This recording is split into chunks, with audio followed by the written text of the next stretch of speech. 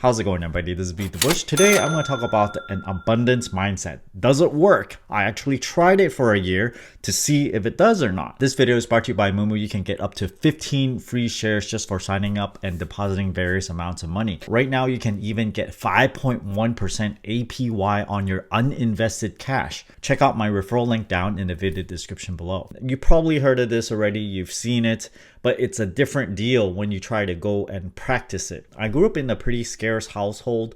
I immigrated here from Hong Kong, and growing up, there's not that much money to go around. I didn't have a lot of Christmas presents, let's say. One Nintendo game per year, and at the time it's like $50, $60 each. So that gives you an idea of, you just can't buy a bunch of gifts in that kind of household. So I think for me personally, growing up that way puts me in a scarcity mindset. It's something that I personally have to fight against. The theory goes something like this. If you have a scarce mindset, you think there's a scarcity of resources. So there's a limited amount of, let's say, money or whatever. And you think there's a lot of competition out there, so you gotta get as much for yourself as possible. As opposed to thinking that there's plenty to go around. If you get some, other people would get some. If you let people have some, well, you're gonna get more later on anyway. So, why not just share? When you spend money, you think that the money that you have is limited.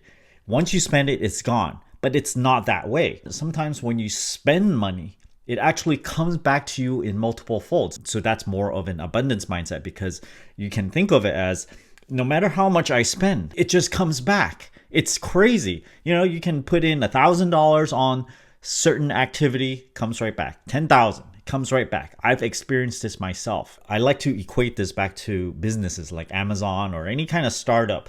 They reinvest all of their profits back into their business, trying to generate more value for the customer. And in turn, their businesses exponentially grows. And eventually, all they have to do is just maybe cut back a little tiny bit on their expenditure, and then they make huge profits. So the theory of that would be, whatever profits that you get, you use it to grow your business, to scale it up as fast as possible. Even some YouTube channels do this, and I'm not going to name which one. It's pretty crazy, in the millions of dollars per video, right? You get $1 million and then you go right out and spend it all, because in the next video or the one after that, you're just going to make it all back. Personally, I have to admit, I'm not at that level. I'm still testing things. I'm probably more like, okay, I can spend maybe a tenth of the profits or maybe up to half, just kind of try to test things out a little bit. But I do think luck favors the bold. So the more that you're willing to reinvest, the more that you're going to get back. And sometimes you might want to test this out first, right? You don't know, if you put like 100K in something, you're not going to get it all back. So might as well start small, right?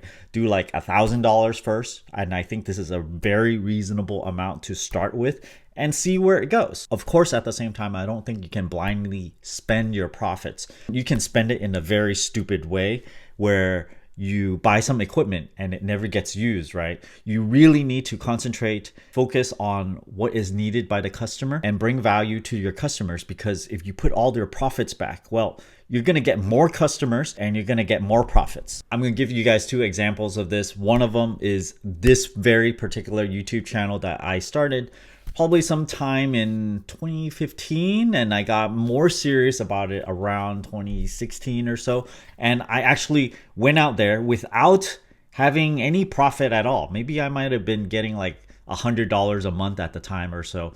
And I went out there and spent $5,000 on camera equipment to upgrade everything to provide more value for the videos. Since then, if I look at the entire history, it's been a very long time now. 7 years since I quit my engineering job and, doing self-employment. To be honest, I'm surprised that I can sustain myself for this long. At this point, it really is make it or go away. Because if I fail at this, I don't think it's going to be very easy for me to find an engineering job. And also, it's something I don't really want to do anyway. So I estimate that I've gotten about 100 folds from that $5,000. So $500,000 that I made from this YouTube channel so far. But when you look at it, you're like, whoa, that's a lot of money.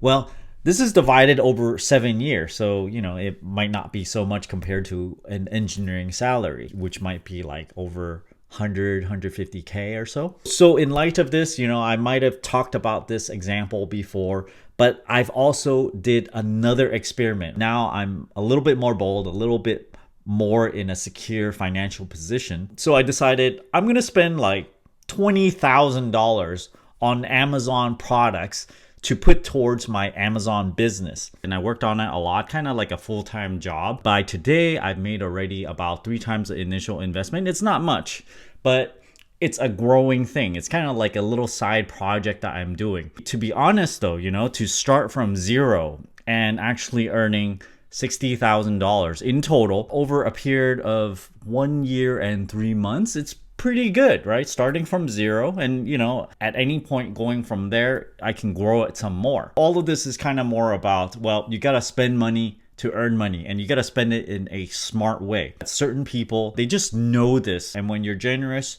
more comes your way. So the way he was being generous is he likes to treat his coworkers to lunch all the time. Coming from a scarcity mindset, you might think, well, I'm just gonna treat a whole bunch of people. Thing is not like, one for one or anything. Once you treat them, they're just gonna take advantage of you and then you're gonna run away. Or you can do this for a really long time and spend a lot of money and get nothing back. But that's not the way to think of it. Abundance mindset, think of it as, well, you're getting so much value from everything. You're getting a bonus here. Okay, just spread it around. But in effect, what this person was doing was building relationships. Later on, this person gets referred by these people and get humongous jumps in his salary. This is a generous person.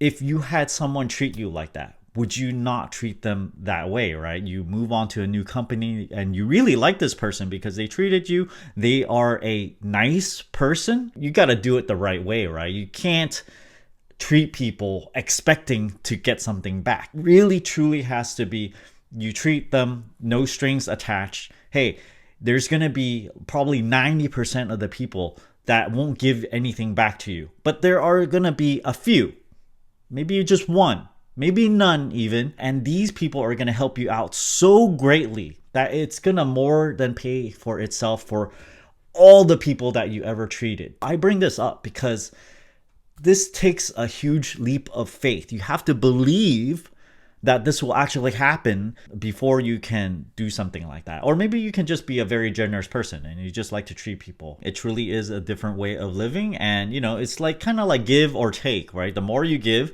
the more it just comes back. You can also think of this kind of like karma, ikigai, self-actualization, abundance mindset. All these go hand in hand. This way of life probably is a better way to live as well. Who wants to hang around with a stingy person? Be abundant. There's plenty to go around. Hope you guys enjoyed it. Gives you a new perspective. Thanks for watching this video. Until next time.